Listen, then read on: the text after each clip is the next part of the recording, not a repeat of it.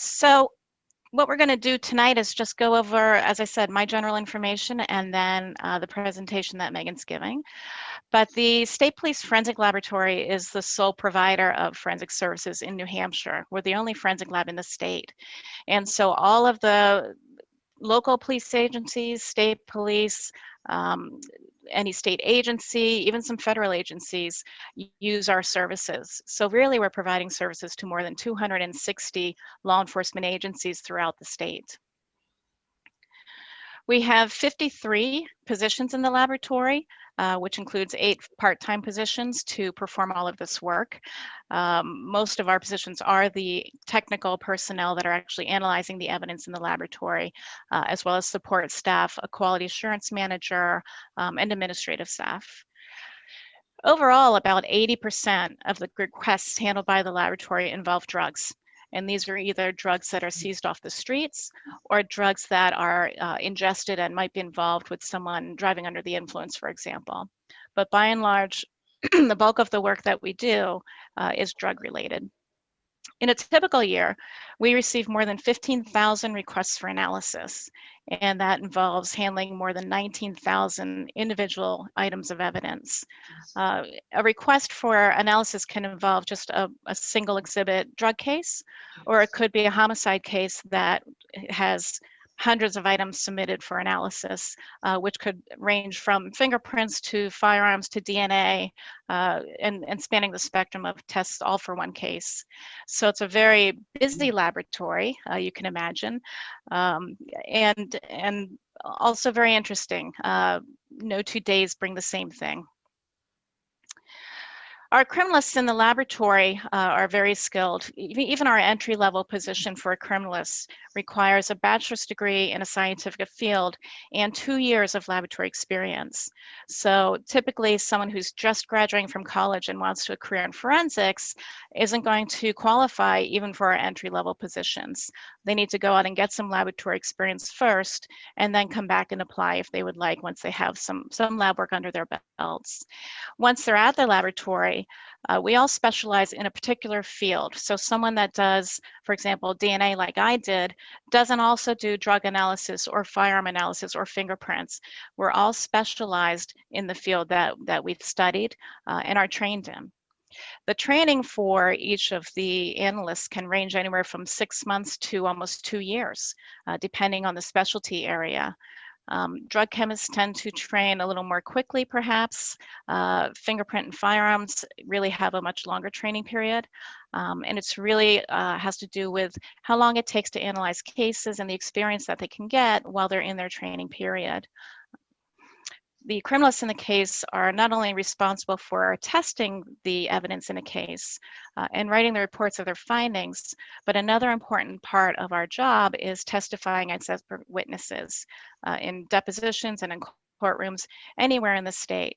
And so aside from the scientific skills, one thing that's important for people who are interested in forensics is that public speaking, is something that nobody relishes doing. But that's a very important part of our jobs because oftentimes if we're testifying in court, we're acting as teachers and we're trying to explain what we do, and we have to be comfortable in that role. Also, we are not investigators. We don't have anything to do with investigating the crimes. We're not interested in whether our results of our analysis, help in any particular way. We are unbiased scientists. We test the evidence, and what it tells you is what it tells you. And we, in fact, typically don't know the details of the case and don't want to know the details of the case because I don't want to be biased as an analyst because I know the theory. If it's a homicide case, I don't necessarily want to know what they think happened because that could introduce an unconscious bias as I'm examining the evidence. And so sometimes it's best, or most of the time really it's best, if we don't know the details of the case and don't have any sort of interest in what the evidence will show. And so we really have no role in the actual investigation of the case, but really are just kind of the scientists performing the work behind the scenes. I just also wanted to give you a brief snapshot of the types of services that we offer and the volume. And I start right at the top with drug analysis. These are the drugs seized off the streets. That's the primary work that we do, and we find, you probably no surprise, that fentanyl is the #1 drug in the state right now, followed by methamphetamine. And so it's interesting to see the types of drugs that are popular kind of change through the years, but that's where we are right now. The next two, serology and DNA, is where we get to sort of what you alluded to before with the genetics, where we're looking for biological evidence that may be found on what's submitted to the laboratory, and then comparing DNA profiles from the evidence in a suspect or a victim. And in the homicide case that Megan's going to present, there was some DNA work that she'll go into. Our pattern evidence unit looks at fingerprints, footwear, tire tracks, all of that sort of evidence, and firearms and tool marks, as you can imagine. Our examinations relating bullets or cartridges found at a crime scene with weapons that could have fired them, or tool marks found at a crime scene. For example, a safe that might have pry marks on it. We maybe submitted a screwdriver or a crowbar or something that could have made those pry marks, and we determine if those two are related to one another. Fire debris or arson cases, we don't get too many of those each year. Digital evidence would be the computer examinations, cell phones, game consoles, just about anything that has a hard drive or a memory or can have digital information. And video analysis involves often looking at security footage, maybe from a burglary, and trying to capture the stills you may see on the news, or perhaps enhancing images where that might be possible. CODIS offender analysis is analysis of DNA from convicted offenders who by law are required to give us a DNA sample to put into the National DNA Database. And the current law requires that all felons and all registered sex offenders provide DNA samples for that purpose. The next three, blood alcohol, blood drug, and breath alcohol, are all involved with driving under the influence cases. And the urine analysis is testing urine samples from those on probation or parole. Obviously, if they're taking drugs in their own probation or parole, they're in violation of the terms. And so that's another testing area that we cover. So with the 53 personnel in the state and all of these different service areas, and you can see the types of requests that we receive, we're pretty busy all the time. I gave the statistics from 2019 rather than 2020 because, as you can imagine, the pandemic did affect the casework a little bit. Drug cases and urine cases in particular were down because in the beginning of the pandemic, for some period of time, law enforcement was not making the undercover drug buys. They weren't coming in contact with the public for the first month or so.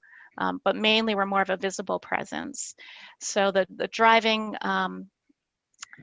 contacts and so on were down.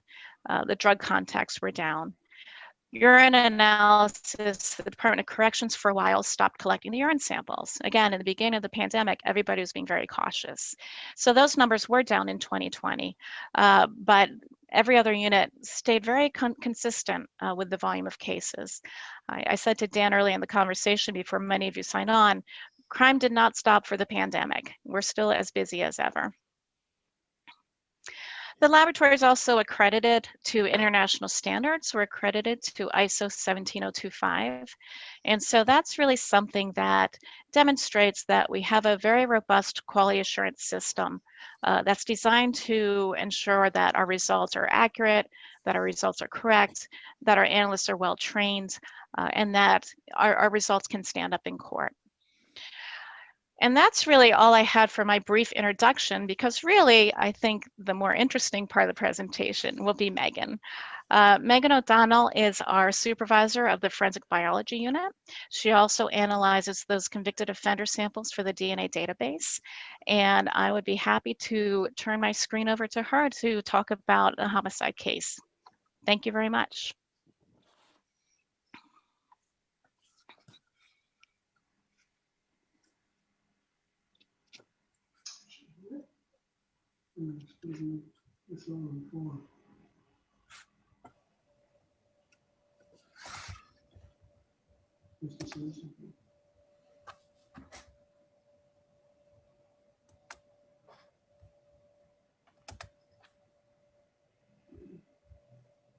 All right, everybody, I'm just going to get into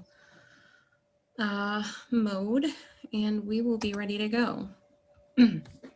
So I just wanted to begin by talking about, excuse me, how I gained some of this information. Like Melissa has said, we aren't privy to the investigation as it's happening. What we did have was a lunch and learn after the fact where the investigators came and explained how their investigation went and then how the forensics worked within this case. So we got to see how our findings that we came up with in this investigation tied into what work they were doing on their side. So in this presentation, I'm going to present the incident as it happened, the investigative leads that produced the forensic evidence that was submitted to us and analyzed by the lab, and the lab's processes. I just want to say a note of caution, this presentation does contain material related to a violent crime. And while we talk about this investigation analytically, it's important to remember our victim and respect her memory and her family. I always want to make sure that that is clear when we're talking about it, because we do get very scientific about how we talk about things, but we do want to keep the human factor in this when we're talking about it. So with this particular incident, it occurred Tuesday, June 19th, 2018. A 911 call was received at almost 4 a.m. about a structure fire that was reported at 66 Hayes Park in Exeter, New Hampshire. Emergency personnel arrived at the scene to get the blaze extinguished. As you can see, the damage was mostly to one side of this home. Once the fire had been controlled, the fire personnel began examination of the scene. Our children are watching. We must be brave enough to defend the basic principles. I was just wondering if someone could mute their democratic process. I'm committed to doing that, no matter what the short-term political consequences might be. Steve. Thank you. Yeah, I think it's very clear that Liz Cheney is not going to go down without a fight. I expect that she will lose her. Once the fire had been controlled, the fire personnel began examination of the scene. They did find a person deceased in their bedroom at the foot of the bed. The remains were transferred to the state medical examiner for autopsy. This person was identified as Cara Felides. She was a 65-year-old white woman. She was employed as a physical therapist. She was nearing retirement, widowed with one son, lived alone, and had just moved into 66 Hayes Park 1 week prior to this fire. The autopsy was conducted on June 20th, 2018 by Chief Medical Examiner Jenny Duvall. The observations during the autopsy included that there was no soot in the esophagus. There was blunt force trauma and stabbing to the skull. The conclusion that was come to was that the victim was not alive when the fire started. There was no smoke inhalation that would suggest that she was still alive when the fire began.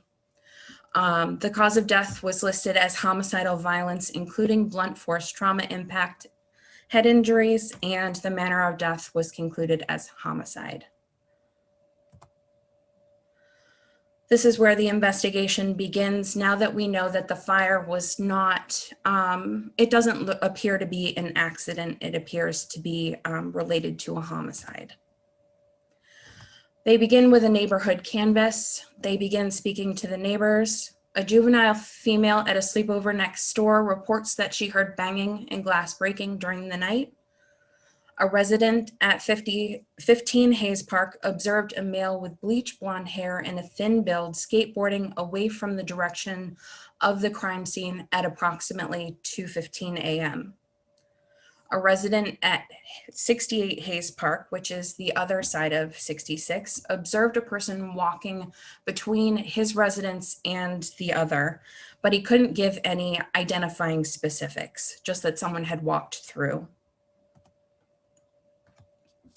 In addition, they began canvassing the area to see if there was anything out of place. One of the things that stood out to the people collecting evidence at the time was a twisted tea can that was found on a utility box about 500 feet from 66 Hayes. A resident closest to the box says it wasn't there the day before, and the placement and condition of the can was noteworthy to the people investigating the scene because a powerful weather storm had come through the day before. It was very windy, very rainy, very wet. So the condition of the dry can still being up on the utility box was of note. Something that was also found were items across the street in the yard of 77 Hayes Drive. A brown glove with a dotted grip palm, a green Frisbee or flying disc, depending on, I don't know if that's trademarked name or not, and a left foot flip-flop with a US flag themed insole.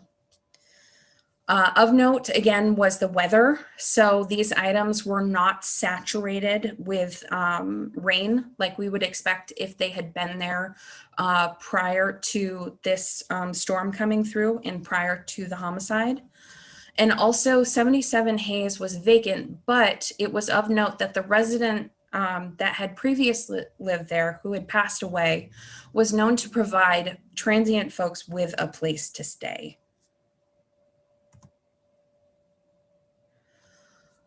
Following a lead that was gained through the investigation, there was a tip that a group of teenage males were in the area around the time, and there had been some sort of dispute over marijuana. And while they were investigating the teens' movements to see if perhaps they had seen anything or perhaps they had been involved somehow, a surveillance camera at a local gas station / convenience store picked up a male with a skateboard. And they thought that that was significant because of that neighborhood canvas where they found someone that did report someone skateboarding through. Phillips 66 is located 1.3 miles from Hayes Park, so that we have a proximity of why this might be close by and related. So they go back into the surveillance footage. They get a couple of shots of this individual facing forward from a different camera angle. And when asked about this person, the staff report that they know him, and he is the boyfriend of one of the clerks that works at the store. His name is Derek William Weber. He becomes a person of interest. They run a background check on Weber, and he is listed as homeless, but he did report a previous address of 77 Hayes Park. He had several previous arrests, and there was an arrest of concern where Weber had been found in a closet of the home of a 60-year-old woman that he had previously done work for. He had done some maintenance for her home, and he was found in her closet. When he was confronted, he ran. She recognized him from that previous work. He did leave his backpack, and his backpack contained rope, a hatchet, and duct tape. So that was something where he became a stronger person of interest. They really wanted to talk to him. So a bullet was released across the state to determine his whereabouts. And he was found at a church in Exeter on the afternoon of June 22nd, 2018. When he was found, he had several scratches on his arms and legs, and he refused to talk to law enforcement at that time. Through additional interviews, they talked to Weber's girlfriend, and they talked to other employees at the gas station. One employee did disclose that prior to the murder, the time frame for the murder, Weber exposed himself to her in the parking lot of the store. A warrant was issued for his arrest for indecent exposure. And once they have him in custody, they conduct multiple interviews with him. They are inconsistent. He keeps changing his statements. He denies being anywhere near 66 Hayes Park, and later he changes his story and says that he was visiting his marijuana dealer in Hayes Park. And when they interviewed the person that he reported, he said that nobody had knocked on his door that evening, and he hadn't seen Weber since December of 2017. Finally, in a subsequent interview, Weber does admit to walking between 66 Hayes Park that night looking for items that he had dropped from his backpack. So this is when they start to gather the evidence that will eventually come to the lab.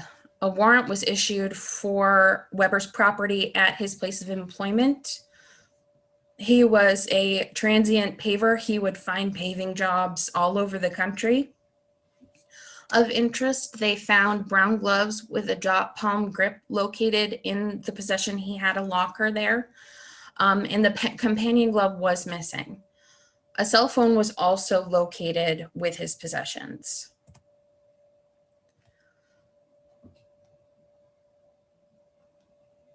In another interview with Weber's girlfriend, she discloses that he did confess to her that he broke into 66 Hayes Park.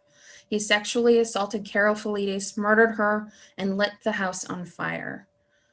She discloses that she and Weber had been sleeping in her Jeep in a parking lot at 66 Phillips.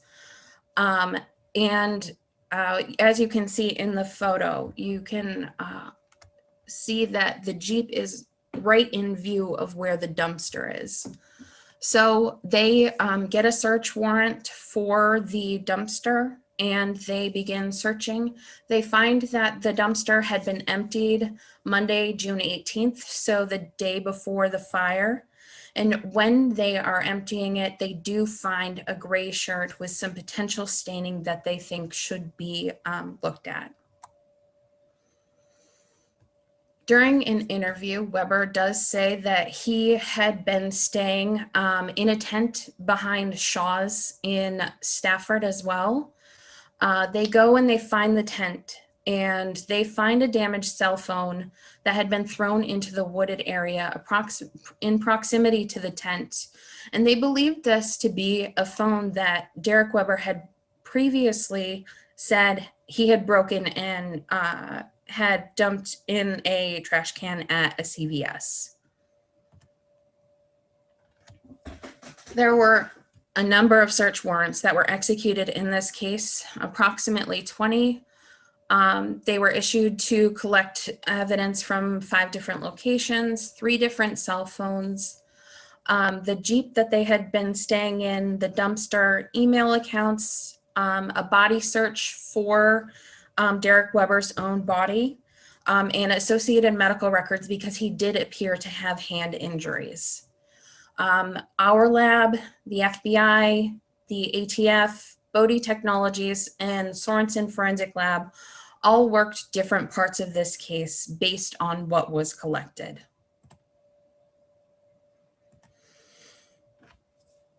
So beginning with the forensic analysis, we start with digital imaging.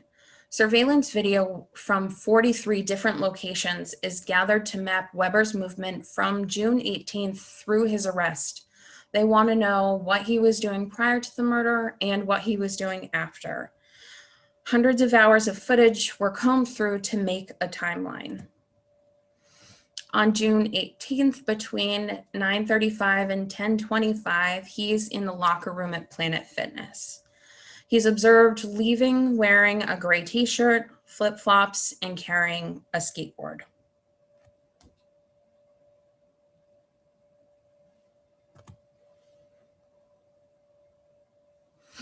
He is next observed at Phillips 66 from 10:35 to 11:06. And this is where he had made those 2 purchases that originally piqued the interest of investigators when they were looking into the teenagers that may have witnessed something. He's seen by cameras heading in the direction of the crime scene. He goes from past Volvo of Exeter, Exeter Lumber, Exeter Mobile Gas Station, and Walgreens. And all of this is in the direction of the crime scene.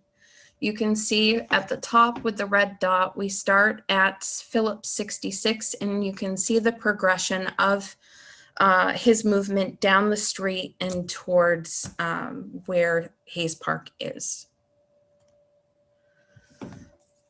They also used cell phone mapping. The FBI did this portion of this.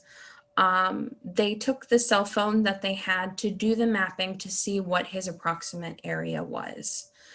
With this tower mapping, they're able to see where the crime scene is versus where his cell phone is pinging. And it does show an approximate area of his cell phone with him within that area at 11:45 p.m., at 1:47 a.m., and then again at 2:13 a.m. This particular tower ping coincides with the statement made by the resident of 15 Hayes Park, where he was moving out of the area. And you can see from the tower area, he's moved away from our red area, which is the crime scene, and is moving out towards the end of Hayes Park. Additionally, Weber is observed on the next day entering Phillips 66. He enters at 7:54 a.m. and 8:16 a.m. In that time frame, he had changed his outfit twice, and he wasn't wearing the same thing that he had been observed wearing the night before either.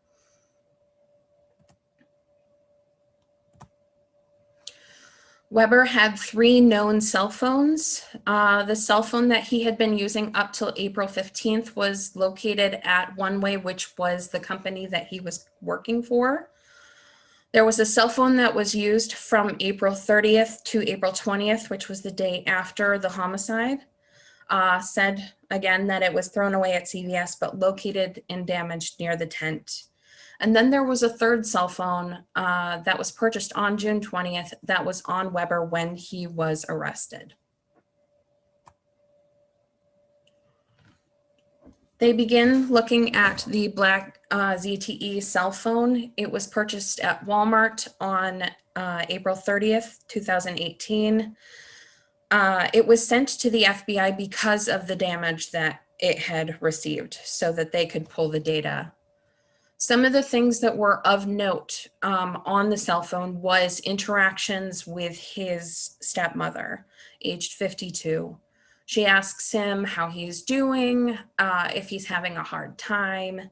He relays that his therapist told him that he needed to admit to her that he fantasizes about her. And she politely says it's inappropriate. She'll pray for him. He says he likes older women and proceeds to make extremely graphic sexual comments to her. She remains polite, tries to redirect the conversation until she can't continue being harassed. He continues over and over without answer with these same sexually graphic comments until finally she replies one last time, "Quit it." Web browser history was also of interest. There was movement in his web browser from June 17th to June 18th that had a lot to do with what he was perhaps fantasizing about. In less than 24 hours, Weber had made 59 different searches for pornographic material. Timestamps show quick search continuously from 8:46 p.m. to 11:40 p.m. on June 17th, and some sporadic searches throughout the day, as well as timestamps for the same behavior, June 18th from 6:43 to 7:33. Search topics included granny, mature age. I left off the very graphic things that were associated with it, but just added some general descriptors so that you had an idea of what he was looking at prior to the homicide. So we have granny, mature, wife, MILF, midget, live cam, massage parlors, and escorts. And then silence. There's nothing. this feverish search stops and the cell phone is not turned back on and in use until June 19th.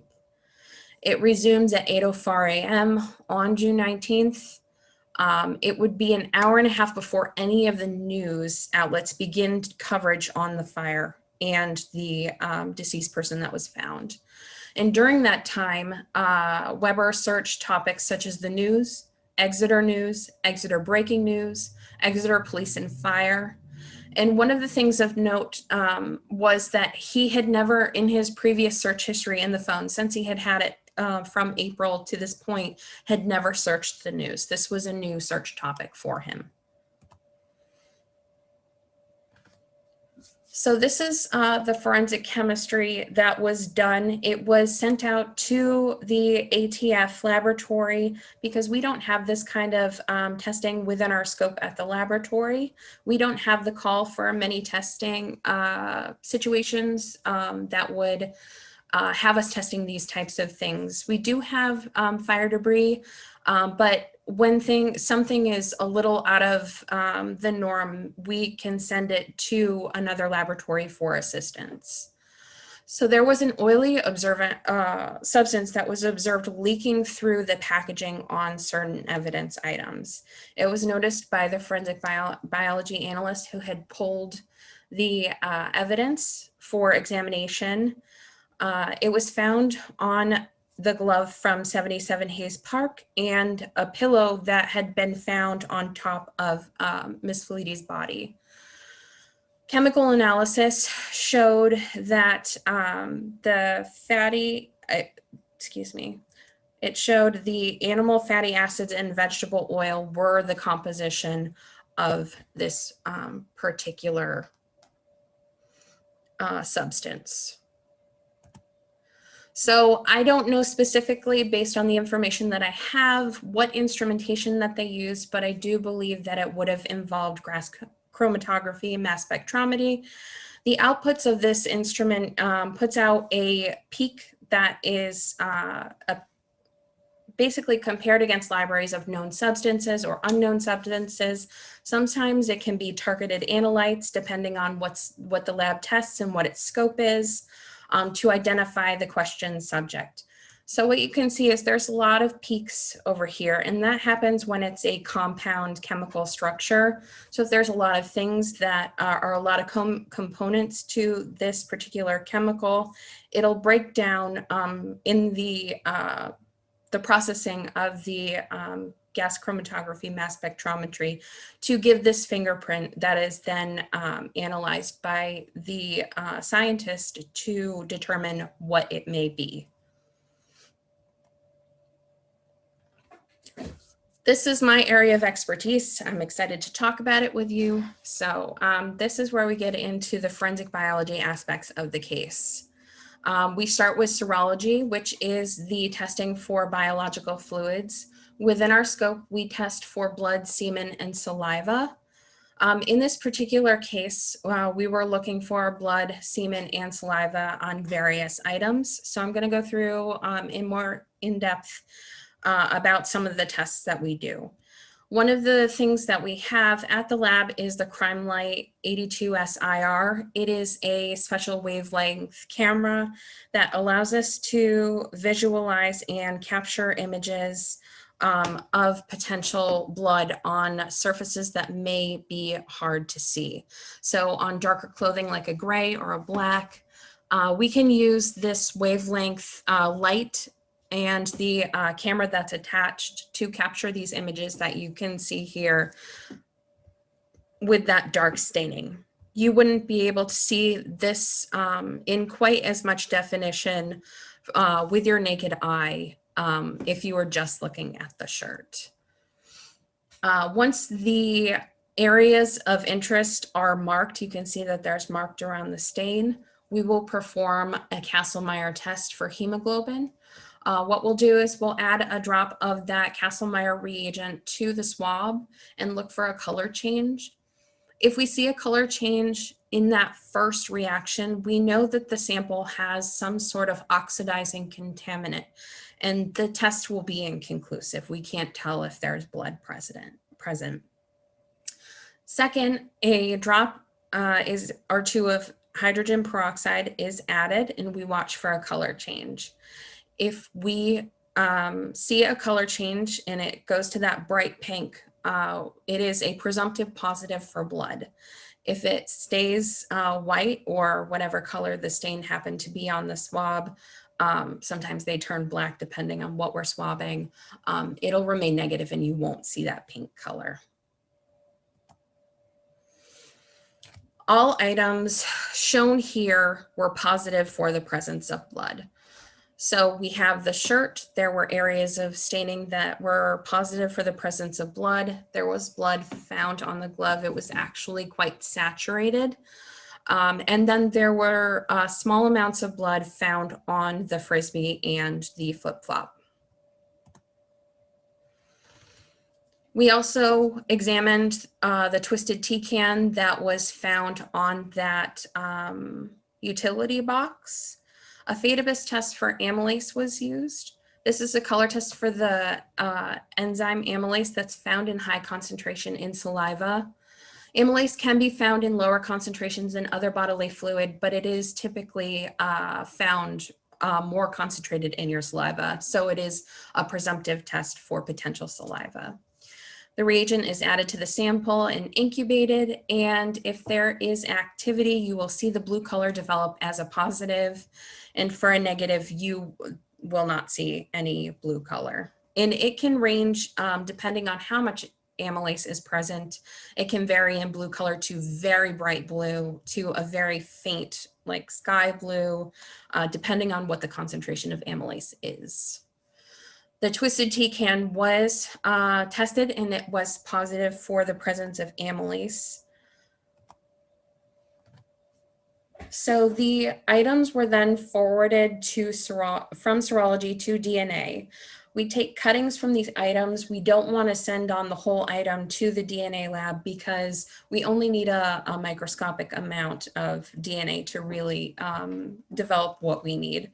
So we take small cuttings or swabbings from the items and send it on to the DNA analysts so that they can perform our extraction methods and get it on into analysis. So the things that were moved on was the t-shirt, the glove, the Frisbee, the flip-flop, and the twisted tea can.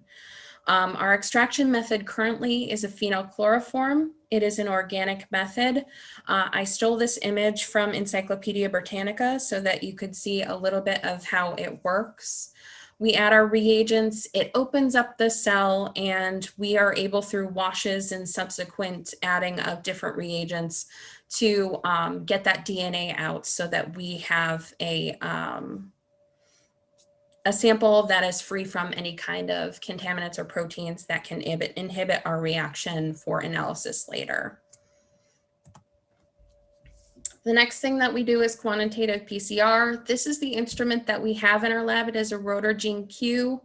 I enjoy taking care of this little buddy every month. And what this does is it measures the level of DNA in an extract so that we can optimize the amount of sample that we are putting in for amplification. If we put too little, we won't get enough of a DNA profile for analysis. If we put too much, it will blow out the sample and either we get no sizing data whatsoever, or we get a lot of artifacts because it is just blowing out the fluorescence of the instrument. So how this works is there's targeted DNA sequences that are amplified. A fluorescent dye is used to detect it. And when it reaches that detectable level, the DNA quantity can be calculated and then used to make that hopefully optimum amplification sample. The next step is our amplification polymers chain reaction. This is where we make our copies of the DNA. We use it with this instrument that's up in the top corner. Actually, after I made this, I realized that we had not upgraded our instruments when this case happened. So this is our new instrument, but we did have a previous instrument that we had worked so hard. They were ready to retire, and this is probably one of the last cases we worked with it. So what happens with this is that we use a series of heating and cooling steps to open the DNA and make copies. So our first step is denaturing. It's about 95 degrees Celsius, and that allows for the bonds that hold our double helix together to break apart, creating those two strands. We then have an annealing step where our primers, our tack, and everything will get in there and start to make a second strand. So our primers anneal to the site that we are interested in. The polymerase will start to create the replication and add the nucleotides to the new strands. And then they are with the synthesizing, they go back together and create those two new strands. And this is repeated over and over. So we start with one strand, we get 2, we get 4, we get 16. It amplifies into this exponential amount of DNA so that we can visualize it later. So our next step is capillary electrophoresis. This is our 3500 up in the corner. This is the instrument that we use in the lab currently. So what we do is we prep a plate. The capillary array will dip into those samples and pull up a sample that will then be put into the capillary through the polymer that we use. DNA, it has a negative charge, so what it uses a, sorry, my son is tapping at the door and it's distracting me, I apologize. So it will travel from negative to positive, and as it does that, it will travel across this window where there's a special camera that excites the DNA with a laser, and you can capture that to create the data that will then be analyzed to create the DNA profile. What we analyze in the lab are short tandem repeats. These are sections of our chromosomes that have a tri or tetra repeat typically. So those are patterns of nucleotides that repeat many times. These are heritable, so you will get one copy typically from your mom and your dad. Sometimes we have situations where we'll see a little bit of a triallele, and that's some recombination that can happen, but typically one copy from mom, one copy from dad. Our current kit that we use at the lab is Fusion 5C, and it has 23 locations on our DNA that we look at. For CODIS, it requires 20, so we have that so that we can meet those requirements for any samples that we do put into CODIS. So with those results, we found that the blood was attributed to the victim and the saliva was attributed to the suspect. With the glove, because it was so saturated with the blood, they wanted to be able to put Derek Weber on the glove, even though they had the circumstantial evidence of it being attached to that one glove that didn't have a partner. They wanted to link it through DNA to him by putting the victim and the suspect on that glove. And that required analysis that we couldn't quite do because our detection of the victim was so high. So this was sent out to an outsourcing lab. They were able to develop the profile from Weber and from Karafoulides to show that both were on the glove. This data was then sent to a lab, Sorensen Forensics, where they did a likelihood hypothesis statistic for us. They put two hypotheses together.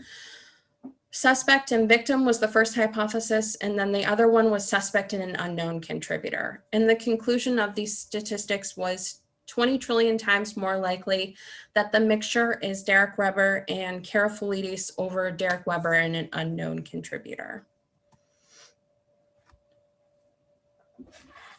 On August 29th, 2019, Derek Weber pled guilty to second-degree murder and arson. And on October 16th, 2019, Derek Weber was sentenced to 50 years in prison. The information from this crime was added to the VICAP system, which is the Violent Criminal Apprehension Program. This alert was sent to all law enforcement agencies who had run a search on Weber in the past. This was in hopes of making sure that if they had any potential victims, that they had information about this crime and what occurred. What they found was it involved 30 agencies. 212 searches had been done on Derek Weber across the country. Because he was a transient paver, he looked for work all over the country, and he was committing crimes everywhere he went. You can see through his years that his appearance could change very drastically. So he was not unfamiliar with changing his appearance as he changed locations as well. At sentencing, her family was allowed to make statements. This is her son, Alex. She talked about how terrified she must have been when this occurred, and how much he missed her. Her sister also spoke, talking about how she can't stop thinking about the horror that she must have endured when her life was taken from her, and how her life won't be the same. And then her second sister speaks about her rights to having peace and safety, and how she had the right to live out her life until its natural end and not be taken away from her family in this way.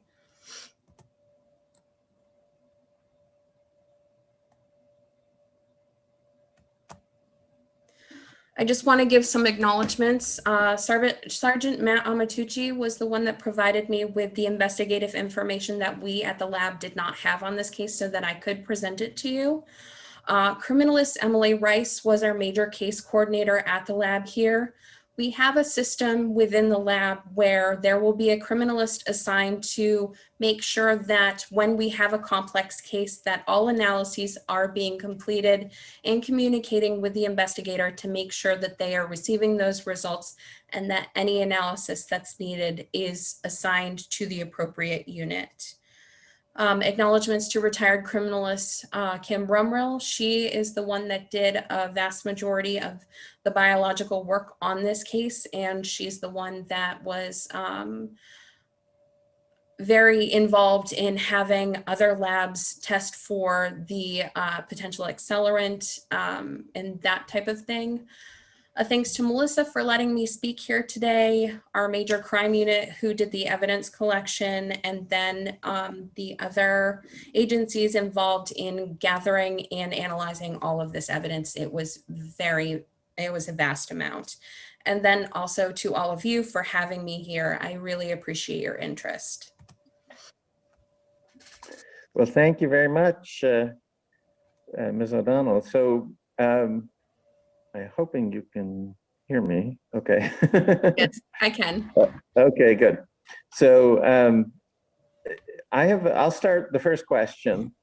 You said that you tested for the combination on the glove of just his DNA and then his plus an unknown person. Wouldn't it make more sense to do it the other way around? Because you know the glove was related to her, right? And so the question is he the one who's the criminal or someone else, right? So wouldn't it make more sense to test for her plus an unknown person? So we did develop profiles from the blood as well as wearer. So wearer DNA is when we wear a clothing item such as a shirt or a glove, and we have some shedding from that contact with our skin. So with these particular hypotheses, this was just for statistical analysis. We did look for the victim on the glove.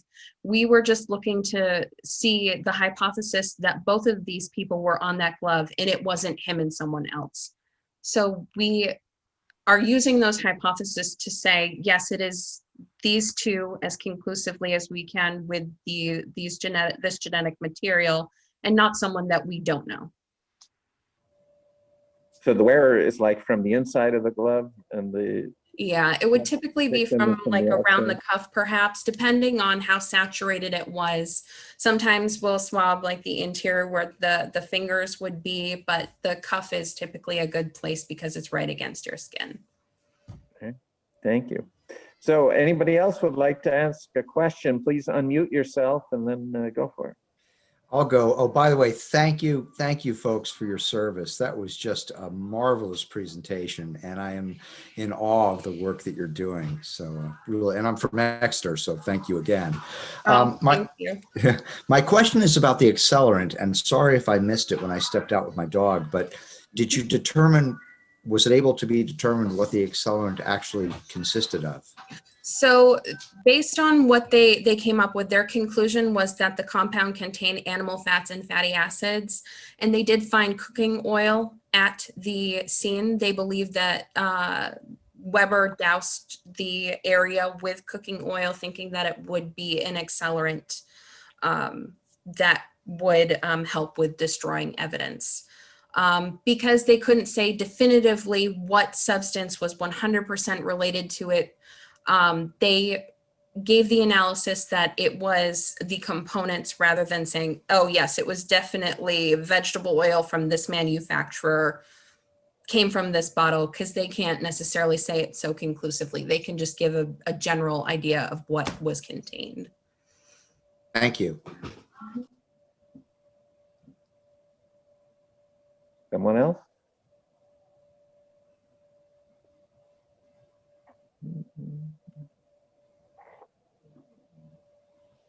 So I'll ask a question. Are all cases this obvious? I mean, it seemed like this is just piling evidence on top of evidence on top of evidence. We wish. Yeah. We have cases that have very little evidence, that we don't have a lot to go off of, that we can't do much with, unfortunately. We just well, not we, but the investigators in this situation lucked out that they were able to gain so much evidence, and that it was evidence that we could in fact analyze within our lab or outsourcing to another lab to see if it was connected. There are definitely cases that we've worked on and we've tested, you know, item after item after item, and finally kind of come to the conclusion that this is not a forensic case.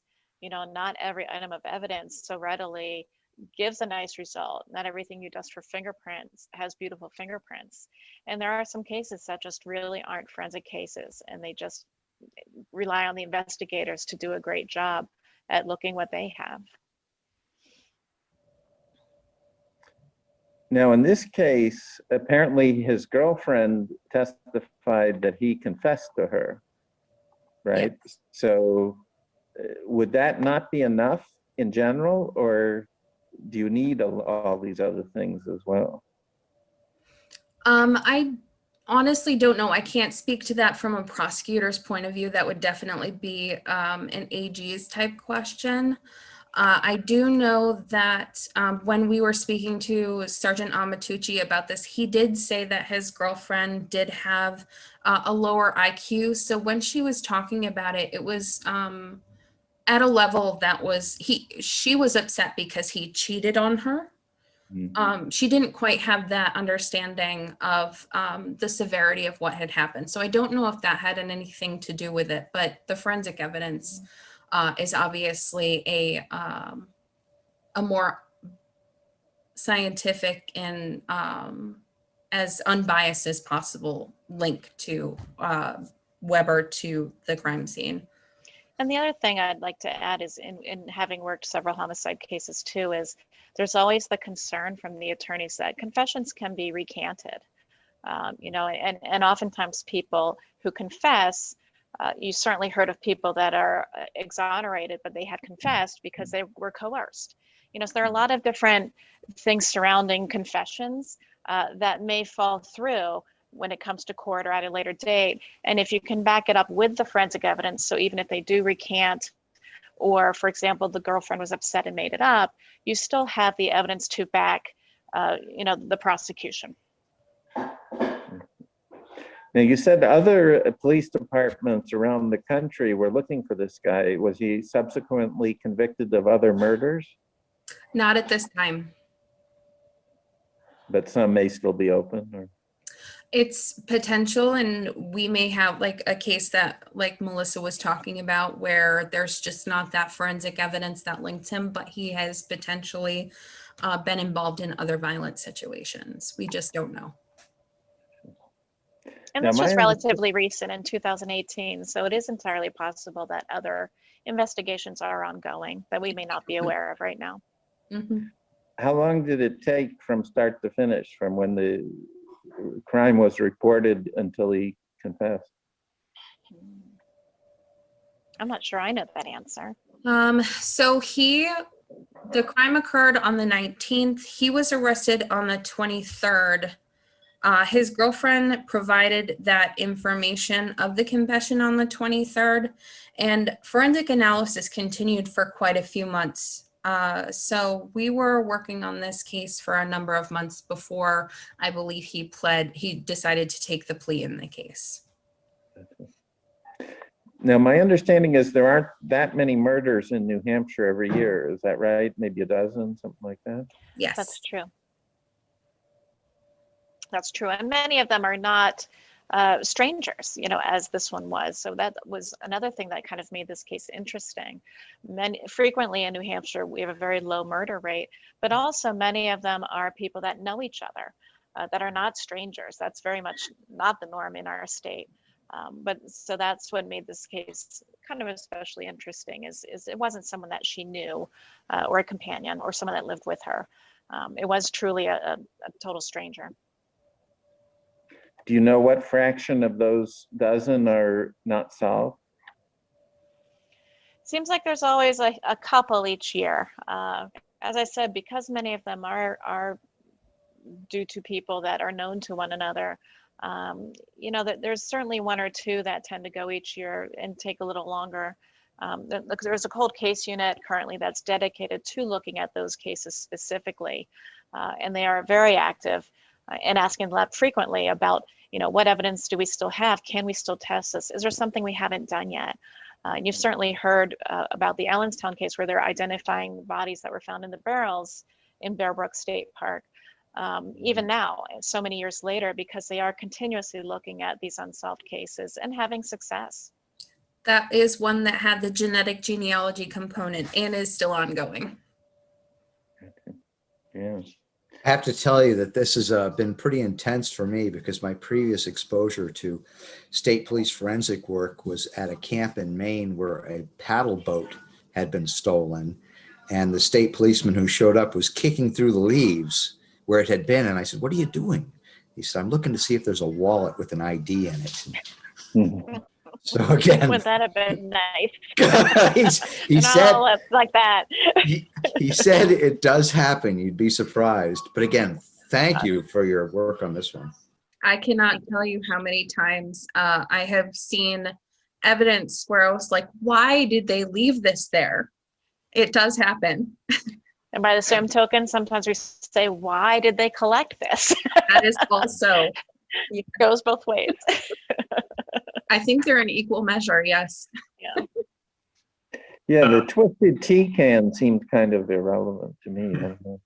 I think it became relevant to the investigators because in the surveillance footage that they found when they were investigating the movements of the teenage boys, he was buying a twisted tea twice. So it was a little hard to see, but if you look hard enough and see it up close, you can see it is a twisted tea, and they were able to look at the receipts for that. And there has also since been a situation where a guy was smashed in the head with a twisted tea can. We are the original twisted tea. That became a meme, so maybe that's related. I don't know why that brand goes with the violence actions, but maybe they should look into it. Maybe it's a good thing that these people aren't real smart. When I was living in San Diego, there were these two men that were you're on trial for stealing a pickup truck. So their attorney says to the jury, "Is there anybody in this courtroom who thinks that those two fine gentlemen could have stole that pickup truck?" And one of them raises his hand. Oh my. Well, that was silly telling on himself. Yeah. But thank you. That was really good presentation and really thorough. Thank you. I wasn't sure if I was going too in depth. There was just so much information in the case. I was like, I need to scale it back. Well, it's always interesting. Like I said, I feel like I've been in this field for, I almost hate to say how long, 32 years, I believe, but it never bores me. There's always something interesting. Every case is a little different. You know, and sometimes it's the most obscure thing that really leads to finding what happened. And it's just always an interesting thing. Megan, how many different people in your lab worked on this case? Oh my goodness. 1, 2, 3. I think I can think of it at least 5 Well, off thanks. the top of my head in our specific lab. The number of people that worked on this case overall is quite higher.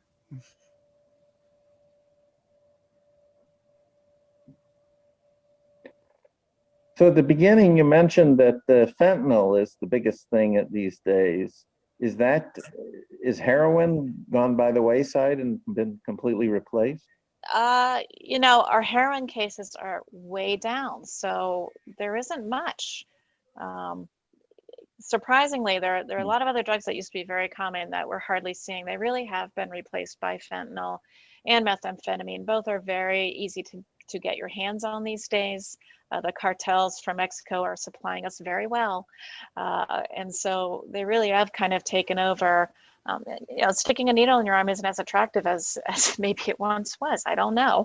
And heroin really is, you know, not even in our top 4 drugs anymore. It's surprising when we do find it. Mhm. Sorry. Isn't fentanyl also injected or no? You know, it probably could be. I'm not as familiar with all of the methods of introduction. We see a lot of it, and a lot of it is a powdered form that we're seeing. So it's just very, very prevalent in many different forms right now. It is, and it's very potent. It crosses that blood-brain barrier so much with so much speed. It's from the time of ingestion to the time of the effect is seconds, and you can see why it's so attractive to people who are suffering from addiction. It's definitely, you know, something that's not great. Melissa, early on you said that to work there you needed a bachelor's degree in, I believe you said, a physical science. Well, really any science. Any science? Is it there kind of one that's more preferred over another, or It does really it matter? depends. Yeah, it depends kind of on what you would like to do. For example, if you want to work in DNA or in biology, it really needs to be in a biological science. If you want to work in drug chemistry, chemistry really would suit you for that, or toxicology, same thing. They use a lot of chemical, you know, instrumentation that's compatible with that. If you want to do fingerprints or firearms, you know, even a physical science would be fine for that. And computers, you're looking at a digital science. So really, there's almost a science for every area of the lab. And I think the type that you have a degree in will be very helpful for different areas, you know, depending on what you're applying for. Thanks. Do most of your employees have bachelor's degrees, or do some go on with master's or even PhDs? Yes, we have quite a few people that have master's degrees. We only have one with a PhD right now, but certainly people do pursue higher degrees as well. But it's not required to be a criminalist.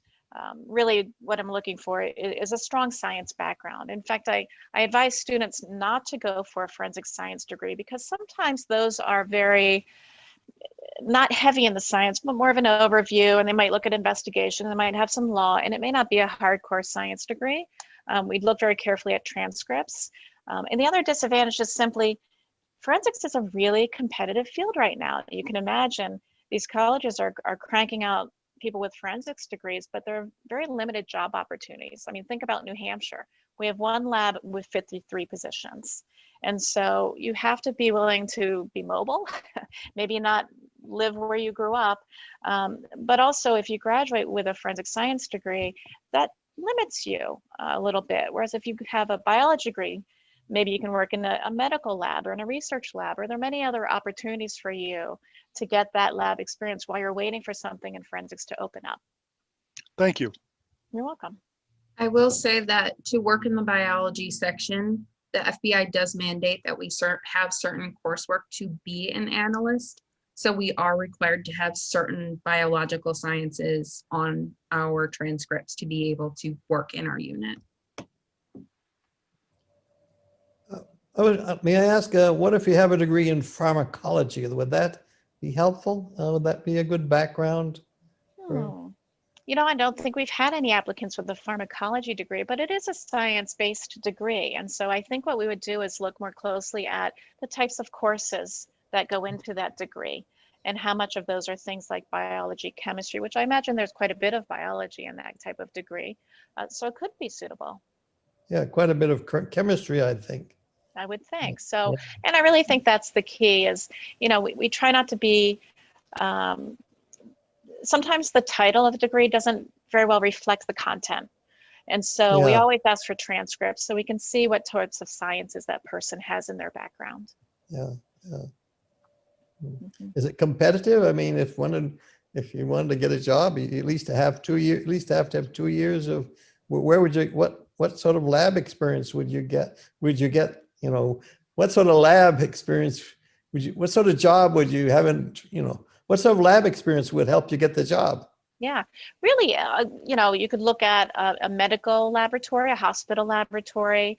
We get many applicants from the Department of Health and Human Services that may be in food testing or maybe in the COVID testing. So, you know, we're really looking for that good hands-on scientist because truly, as I said, we're not investigators, we're really the scientists. And, you know, we're the people in the lab coats with the pens in the breast pocket, you know, all of those stereotypical things. And so any laboratory that you're hands-on is good. It's giving you the experience that we're looking for. It doesn't have to be a forensic laboratory specifically. Yeah. I can say that my experience, some of it came from a research and development lab. I had worked at Becton Dickinson down in Maryland, developing a biological screening real-time PCR used for women's health. So that was kind of how I got some of my human experience to be able to work in this field. Yeah, and Megan was a great applicant. I remember when we hired her, that background was directly relevant, using the same sorts of PCR techniques that we're using in the forensic lab. So even though that was not a forensic experience for her, that really is directly relevant to what we were going to have her doing. Thanks, Melissa, for hiring me. Thanks for coming. Yeah, I'm sure you're going to be flooded with people with PCR experience soon, right? I feel like PCR has become a mainstream term. I see it everywhere now. Everybody's talking about it. I'm like, oh, well, it's not so nuanced now. I can talk to everybody. All right, any more questions? All right, well, we thank you both. You did an excellent job, and I'll send you a link when we have this posted. Oh, great. Thank you again for having us. It really was enjoyable. Yes, thank you. And thank